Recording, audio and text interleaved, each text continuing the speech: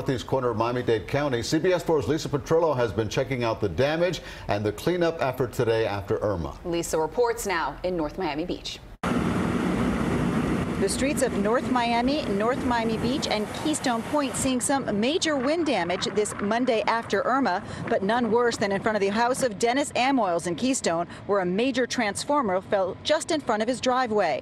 This is really, really scary. So tell us, this is a major FPL power line. Yeah, this is the main. You can see the transformer, the whole line's been knocked to the ground, and it really concerns us. I don't know, if someone stands on these lines, a dog, kids. Which you have both. You have dogs, kids. We have dogs, we have kids, we have... There's lines everywhere. Yeah, as you can see, I hope someone comes out from Florida Power and Light, really, just to make sure that this is not live and nothing can happen here, because if we do get more water, that conducts more electricity along the street here. Just down the road on the open bay, Otterball lost his entire dock and seawall. So this was a working boat dock?